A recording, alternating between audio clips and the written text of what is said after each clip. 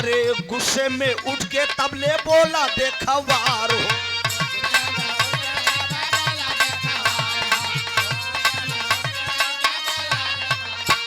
अरे गुस्से में उठ के तबले बोला देखा वार हो। अगाले पे शेखर के तमाचा दिया। कहा हराम खोर, बिना पैसे की शादी कैसे होगी? रख, तेरी बहन जिंदगी भी कुंवारी रह जाएगी। कहा दादा हम गरीब जरीर हैं। एक तमाचा खींच के मार दिया और मार के बाबूजी बोल दिया कि अगर अपनी बहन की शादी करना है इसकी इज्जत लुटा दे, इसके कदमों में मैं नोट भी खेर दूंगा। शेखर डांट दिया, कहा हराम खोर, प्रभु दयाल हम तो हाथ टोपी जलाई दे, हम गरीब हैं तो हमारी कोई इज्जत नहीं है। हम अपने बहन बिटिया की इज्जत साले लुटाई तब मेरी बहन की शादी होगी। मार के तमाचा चला गया दोस्त।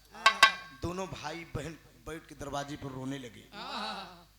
शेखर के साथ में एक लड़का पढ़ा रहन, उसका दोस्त ही था, जिकर नाम रहन बाबूजी रवि कुमार। इंस्पेक्टर हो गया पढ़ लिख, लेकिन गरीबी के कारण बाबूजी शेखर नहीं पढ़ पाया, क्योंकि बचपन में माँ बाप खत्म हो गए।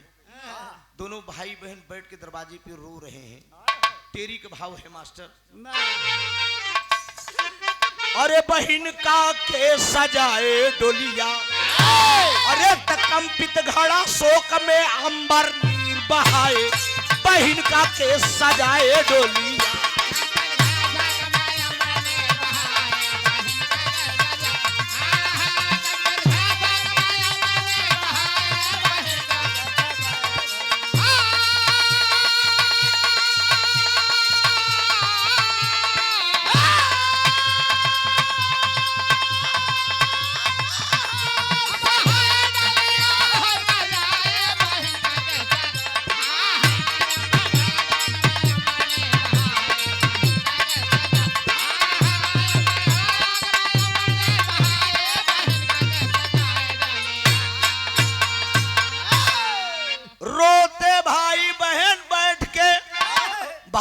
जवानी सिर के भार। अरे रो के कहे से बहनिया भैया, हमारे कारण खैला मार। रहूं जिंदगी भर में कुआरी, कर लो तुम भैया इतबार। अरे रोवत देखा भाई बहन के, अरे बोली बहिना शेखर बिरन से, हमें न चाही से नूर लीला।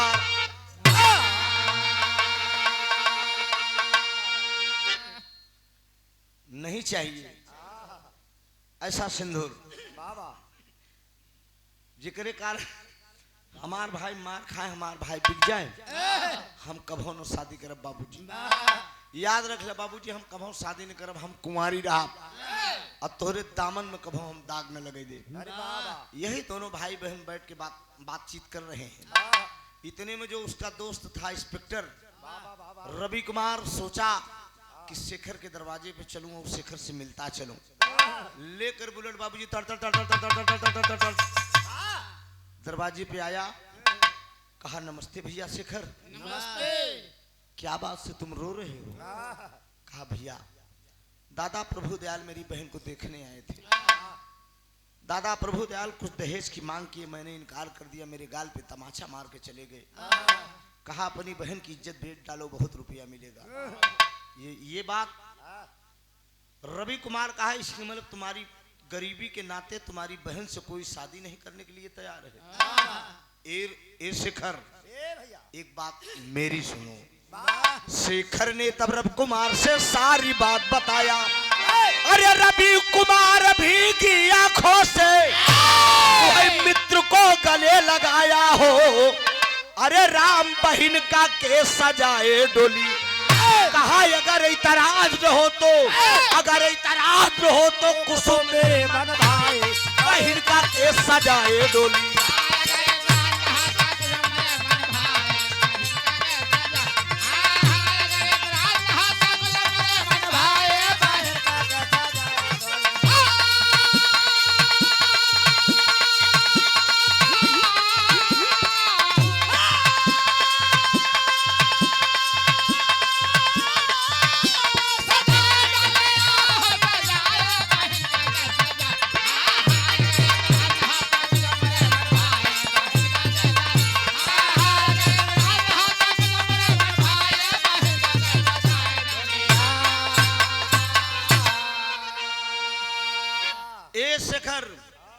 तेरी बहन मुझे बहुत अच्छी लग रही है, कोई शादी नहीं कर रहा है ना, मैं तेरी बहन से शादी करूंगा। कहा ठीक है भैया, ये रिश्ता मुझे मंजूर है। लागा बाबूजी मीठा खिलाया, मुंह मीठा किया, मारे खुशी में रवि कुमार चला गया और इधर बतिया यहीं छोड़ दे। ई प्रभु दयाल सार जो देखवार बन के कर लंबी टोपी लंबा कुर्ता वाला, वो पहुंचा बाबूजी प्रताप के पास। प्रताप से बताया, कहा रामपुर में शेखर कुसुम दो भाई बहन हैं। कुसुम इतनी सुंदर है प्रताप, अगर किसी प्रकार से अपने जाल में अगर फंसा के लाओगे, वैश्या के कोठे पे अगर बेट डाला जाएगा तो बहुत पैसा मिलेगा। कहा दादा चिंता न करो, तो हमका पता दे दे, हम अगर घर खोज ले। आज शेखर इतना खुश है दोस्त कि हम कुसुम से कहता है कि दीदी आज मैं मजदूरी करने जाऊंगा, हम तोहार शादी 2-3 महीना बाद हम कुछ पैसा कौड़ी इकट्ठा कर ले, हम तेरी शादी बड़ी धूमधाम से करेंगे दीदी। अरे बाबूजी कुसुम बहुत मगन है। तर्ज कलाइन बा, तर्जिया कौन बा ना बात साहब।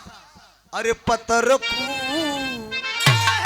अरे पतरकू पतरकू ना लिखा का पतरकू हो पतरकू, अरे पतरकू काहे जदुइया डाला, पतरकू काहे जदुइया डाला।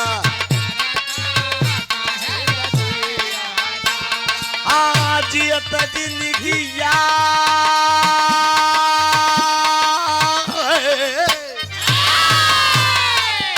जियत जिंदगिया तू हमनी के मारा, पतरकू काहे जदुइया डाल, पतरकू काहे जदुइया डाला।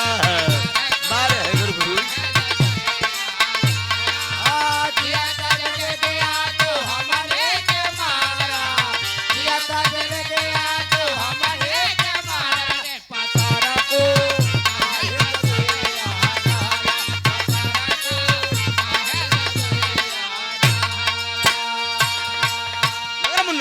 अरे बाप रे बे, बहिनिया बहिनिया नाच नाच सबसे बताव, बहिनिया नाच नाच सबसे बताव, बहिनिया। अरे मनवा रे मनवा मनवा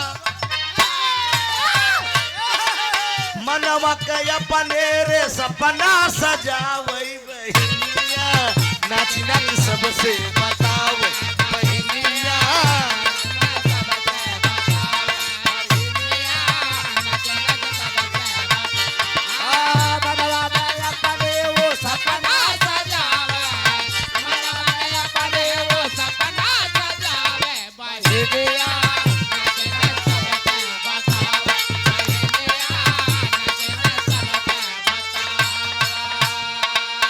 ई कुसुम खुशेल एकदम सही रहा लल्लू, एकरे बाद जौन बजावत रहे वही रही। तू अलर्ट रहा ना पौगा तब हम धई गाऊं दे बात पकड़ ले बस। अरे बाप रे बाप, ई कुसुम तमाम अपने सखियों से बता रही है, ए दीदी ए बहन ए, दुल्हा हमार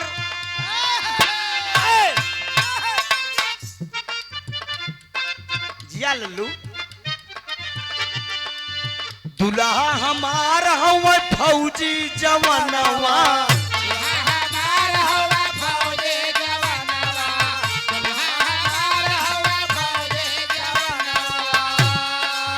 सजना का हमरे लगई न जादू टोनवा,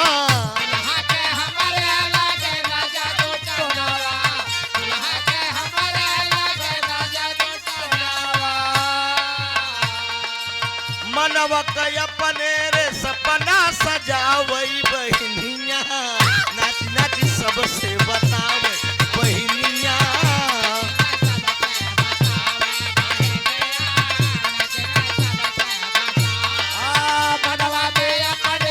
सपना सजावे,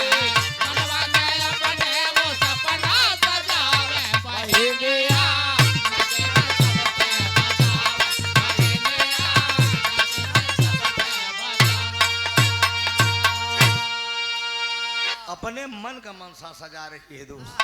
ये दीदी हमार दुल्हा होने वाला फौजी जवान है, तमाम सखियों से बता रही है दोस्त। लेकिन तबले बाबूजी शेखर चल देता है शहर में मजदूरी करने के लिए, काम की तलाश करने के लिए शहर में जा रहा है। इधर से शेखर जा रहा है, उधर से प्रताप आ रहा है। रास्ते में दोनों से मुलाकात हो गई। प्रताप को देख कर शेखर कहता है कि प्रताप भैया नमस्ते। नमस्ते। जीते रहो जीते रहो। कहाँ जा रहे हो?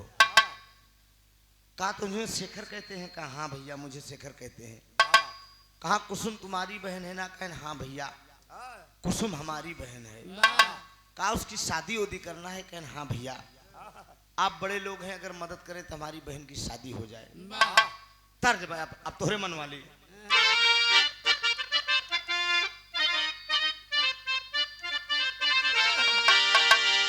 कहा नजर लागी राजा तोरे बंगले पे, कहा शहरिया में कौन नौकरिया दिलाएगा।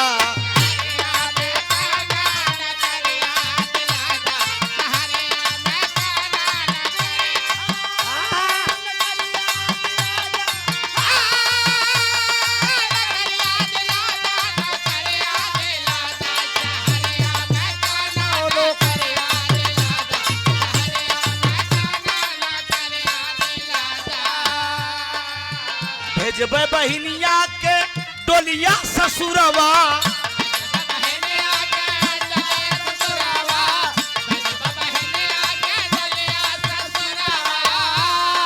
यही आखिर बना। डोलिया ससुरवा हो डोलिया ससुरवा, ससुरवा हो डोलिया ससुरवा, भेजबे बहिनिया के डोलिया ससुरवा। अरे कमाई के कोनो,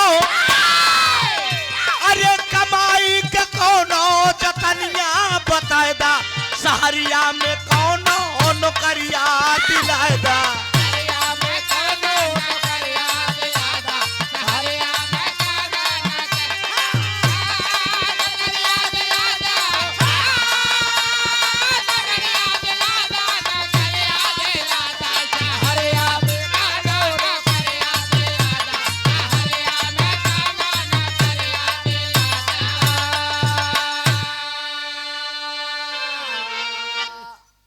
प्रताप से कहने लगा कि शेखर भैया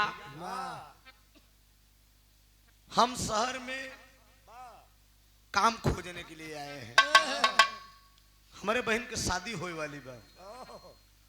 प्रताप शेखर से कहेस कि काम हम तो का दई दे। कहन भैया कौन कमाओ करे पड़ी?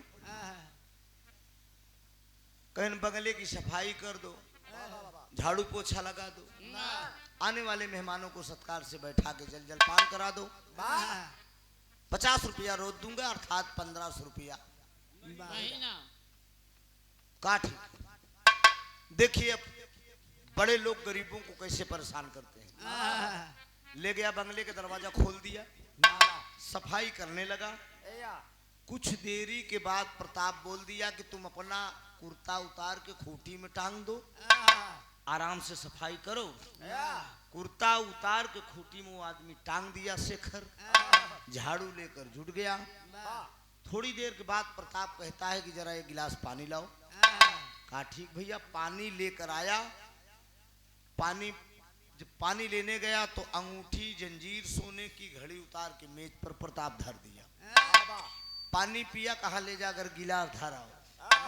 गिलास जब धरने गया बाबूजी तो तीनों सामग्री प्रताप उठा के शेखर के जेबा में डाल दे।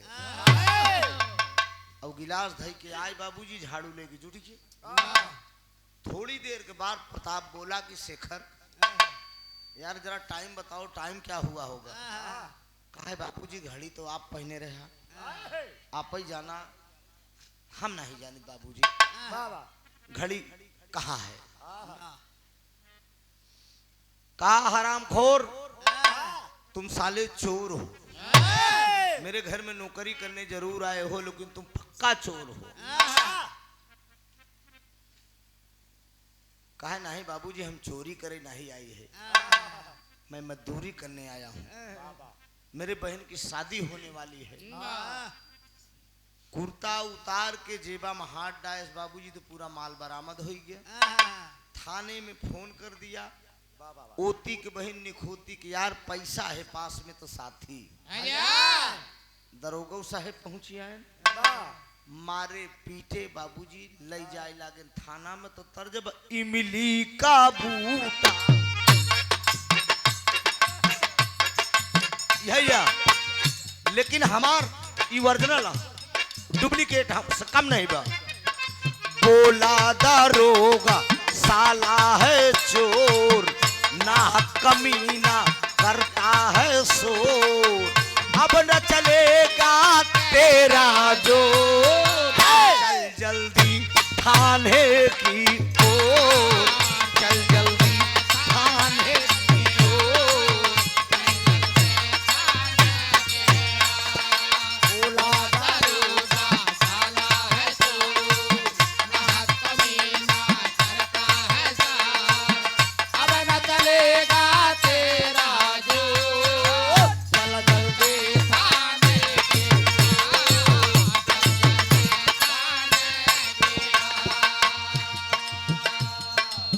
जहां जहां तूने चोरी किया है आज बताना होगा,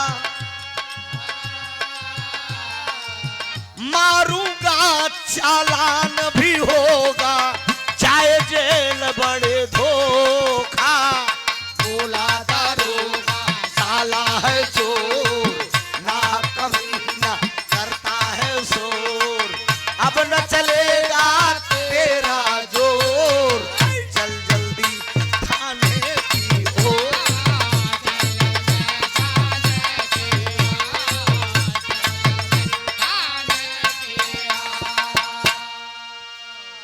ले जाकर लल्लू मास्टर हौलाद में पीट पीट कर ठीक कर दे। हाँ ये जान लीजिए, हौलाद में पीट पीट कर ठीक कर दिया। चूंकि माल बरामद था, शेखर का चालान हो गया, शेखर जेल चला गया। अब प्रतपवा सार करत का बा,